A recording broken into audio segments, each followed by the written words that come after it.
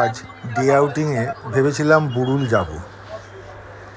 বুড়ুলের দিকে এগিয়েও ছিলাম, কিন্তু মাঝে রাস্তায় কিছু অসুবিধা থাকায় আমরা বুড়ুলে যেতে পারিনি। সেই কি করব, সেখান থেকে ঘুরে আমরা ডায়মন্ড হারবারের দিকে আবার চলে গেলাম।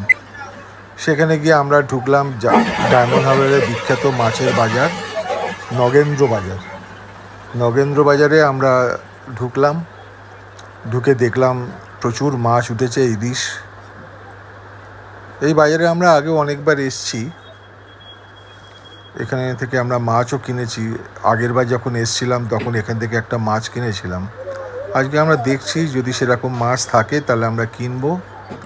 এখানে বেশিরভাগই হচ্ছে পাইকারি বিক্রি হয়, কিন্তু খুচরো পাওয়া যায়, অসুবিধা নেই। এখানে মাছে এক গাড়ি চিংড়ি মাছ নিয়ে যাচ্ছে বরফ দিয়ে। এই দেখুন প্রচুর ইলিশ উঠেছে, ইলিশ বিক্রিও হচ্ছে। বর্ষাকাল মানে হচ্ছে ইলিশ মাছের সময়, সবাই চায় পাতে ইলিশ মাছ, তাই এখানেও খরিদ্দারের ভিড়ের কোনো অভাব নেই। দেখার জন্যে ধন্যবাদ।